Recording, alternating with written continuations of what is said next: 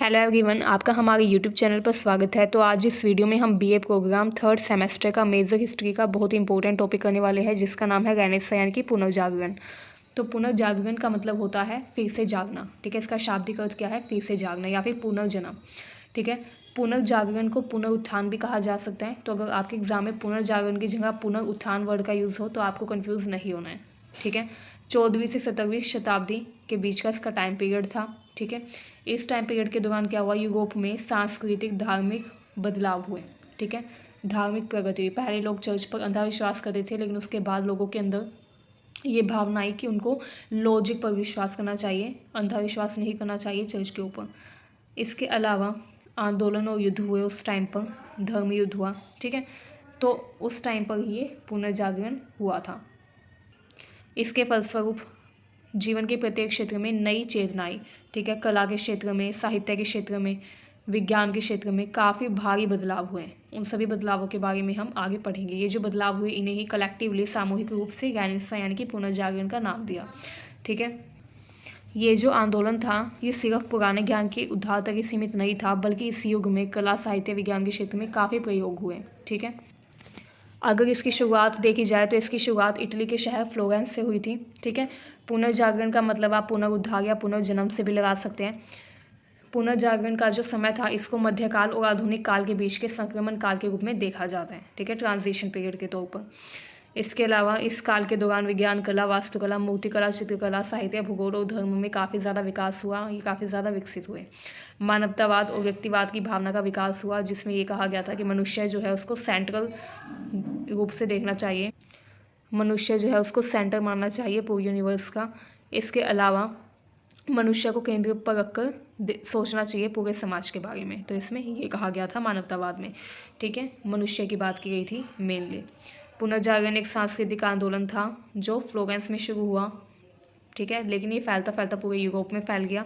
1350 में ये शुरू हुआ, 1600 के आसपास ही समाप्त हो गया। ठीक है, टाइम पीरियड आपको याद होना चाहिए।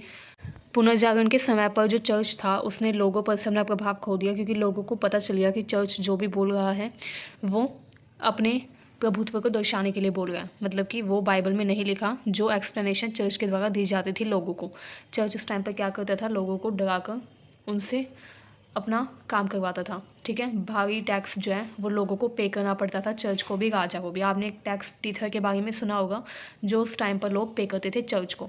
ठीक है, तो जब रेनेसां का टाइम आया, जब पुनर्जागरण हुआ, वहाँ पर मानवतावाद की थ्योरी जब आई, तो लोगों को रियलाइज़ हुआ कि चर्च हमसे झूठ बोल रहा है। ठीक है, तब लोगों ने डिसाइड किया कि वो चर्च की बातों पर बिलीव नहीं करेंगे, बल्कि वो बाइबल की बातों पर बिलीव करेंगे।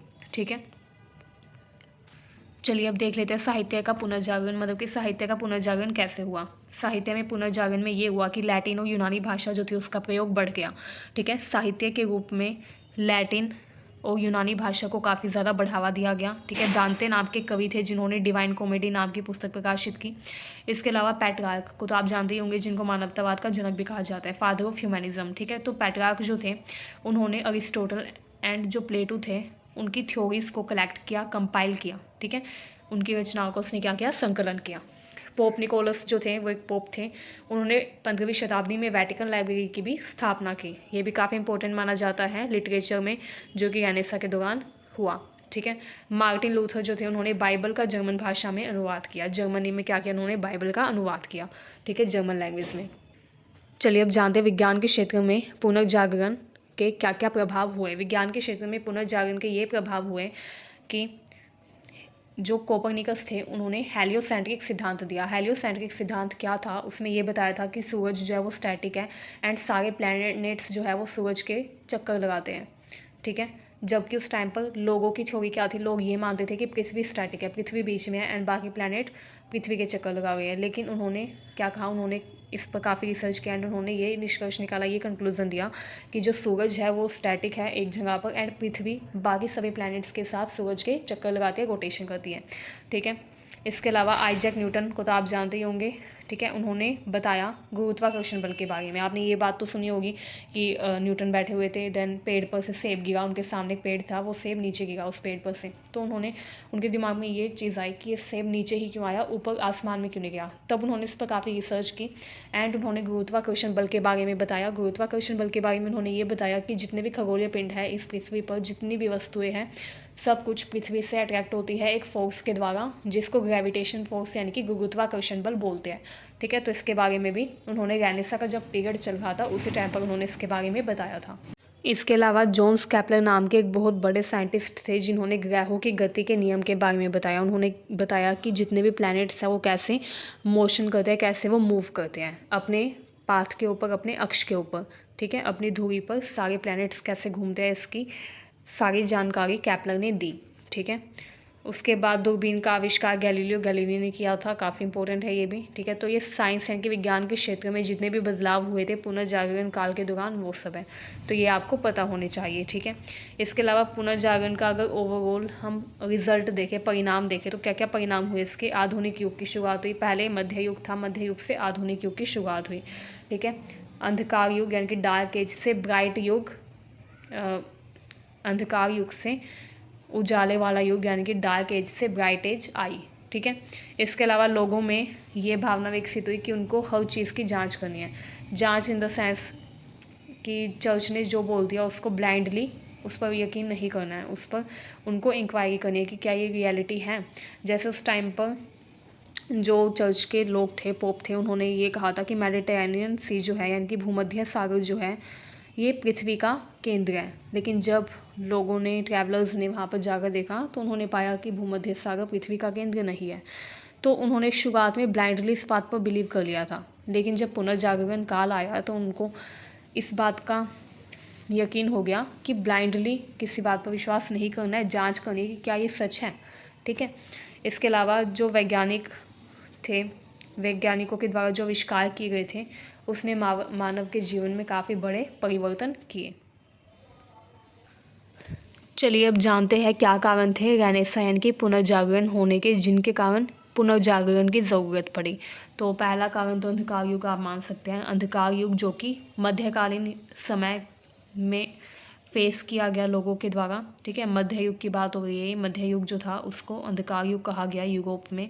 क्योंकि इस टाइम पर बहुत ज़्यादा युद्ध हुए, बहुत ज़्यादा संख्या में युद्ध हुए, अकाल हुआ। ठीक है, बीमारियाँ फैली, जिसकी वजह से लोग जो थे वो काफ़ी ज़्यादा स्ट्रेस यानी कि टेंशन में आ गए।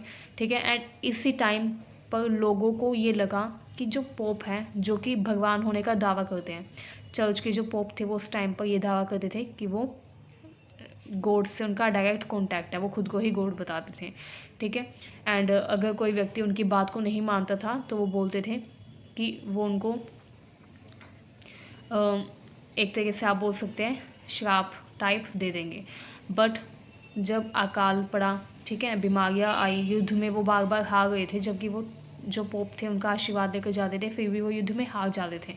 तो लोगों को ये विश्वास हो गया कि ये जो पोप है, जो ये दावा करते हैं कि भगवान नहीं है, ये झूठ बोलते हैं। ठीक है, तब लोगों को इस बात पर डाउट होने लगा। ठीक है, उन्होंने जो चर्च है उसको पहली बार क्वेश्चन किया। इसके अलावा अंधकार युग के टाइम पर मानवतावादी जो लोग थे उनका उदय हुआ। ये वो लोग थे जो मानते थे कि व्यक्ति जो है उसका दुनिया में महत्वपूर्ण योगदान होता है, क्योंकि ये पूरी दुनिया हर एक व्यक्ति से ही चलती है। अगर लोग नहीं होंगे तो दुनिया भी नहीं चलेगी। तो जो मानवतावादी थे वो मानते थे कि पूरी जो यूनिवर्स है वो ह्यूमन सेंटर्ड है, इसमें मेजर जो रोल है वो ह्यूमन बींग का ही है। ठीक है, चर्च का कोई योगदान नहीं है, वो ये मानते थे। इसके अलावा यही टाइम था जब लोगों ने डिसाइड किया कि वो चर्च पर बिलीव नहीं करेंगे बल्कि वो बाइबल पर बिलीव करेंगे। वो खुद बाइबल पढ़ेंगे एंड देन जो भी बाइबल में लिखा होगा उसको फॉलो करेंगे, क्योंकि उस टाइम पर लोगों ने फेस किया कि जो बाइबल में लिखा हुआ है उससे अलग एक्सप्लेनेशन चर्च के जो पोप थे वो देते थे। ठीक है, चर्च के जो पोप थे वो अपनी ही सुपीरियरिटी को शो करने के लिए गलत व्याख्या करते थे बाइबल में जो लिखा है उसकी। तो लोगों ने जब रेनेसां की पुनर्जागरण काल आया तो बाइबल का अनुवाद होने लगा, क्योंकि उस टाइम पर प्रिंटिंग प्रेस भी आ गई थी, जिसकी वजह से धड़ल्ले से किताबें प्रकाशित की गई। अब जब बुक्स बहुत बड़ी संख्या में प्रकाशित हुई तो वो सभी लोगों तक पहुंचने लग गई। ठीक है, बाइबल का लोकल लैंग्वेज में अनुवाद हुआ तो लोगों ने उस बुक को पढ़ना शुरू किया। क्योंकि पहले क्या था, पहले बुक्स हाथों से लिखी जाती थी तो वो बहुत महंगी होती थी।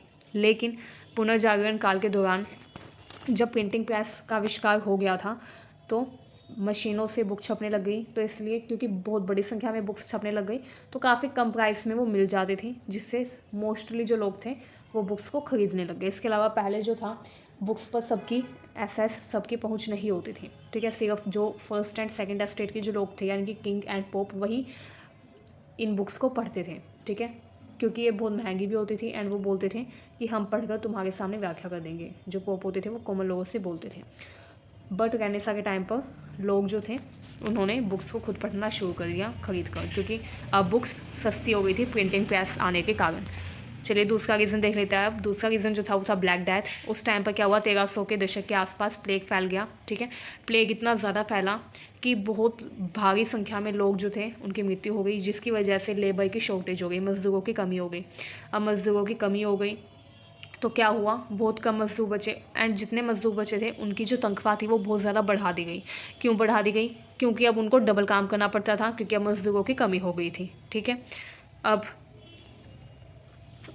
इससे क्या हुआ, क्योंकि उनकी सैलरी बढ़ा दी गई, तनख्वाह बढ़ा दी गई, तो वो और ज़्यादा अमीर होते गए। अमीर होने के कारण जो लग्जरी गुड्स थे उनकी डिमांड भी इंक्रीज़ होने लग गई, क्योंकि लोग अब पैसे वाले हो गए थे तो उन्होंने लग्जरी गुड्स की, यानी कि जो लग्जरी गुड्स होते हैं जैसे बड़ी बड़ी गाड़ियाँ एंड अच्छे अच्छे बर्तन, उनकी डिमांड्स काफ़ी ज़्यादा बढ़ा दी गई। ठीक है,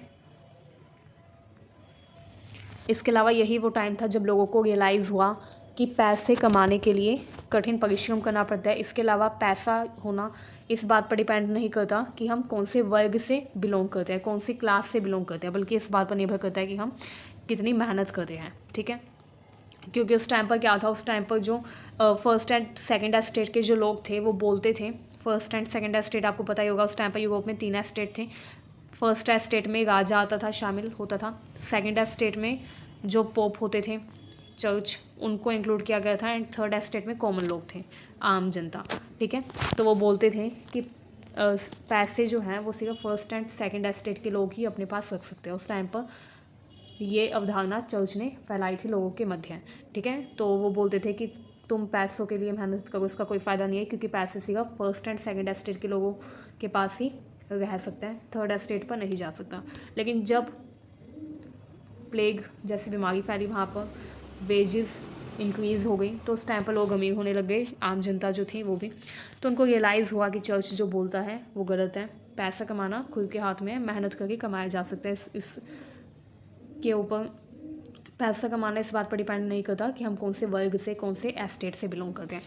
इसके अलावा देखिए, क्योंकि उस टाइम पर लोग अमीर हो गए तो जो लग्जरी गुड्स थे, लग्जरियस गुड्स जो थे, उनकी वैल्यू, उनकी डिमांड बहुत ज़्यादा बढ़ गई। ठीक है, डिमांड बढ़ी तो क्या हुआ, जो इटली था उसने जो लग्जरी गुड्स थे उनका भी इंपोर्ट करना स्टार्ट कर दिया, उनका ट्रेड करना स्टार्ट हो गया।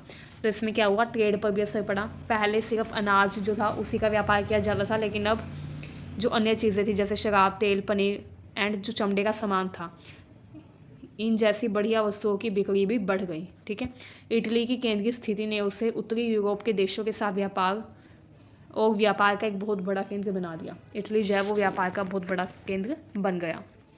तो आज हम बस इतना ही करेंगे। मुझे उम्मीद है ये वीडियो आपको अच्छी लगी। ऐसी वीडियोस के लिए हमारे चैनल को सब्सक्राइब करें, वीडियो को शेयर करें, लाइक कमेंट करना बिल्कुल ना भूलें। Thank you very much.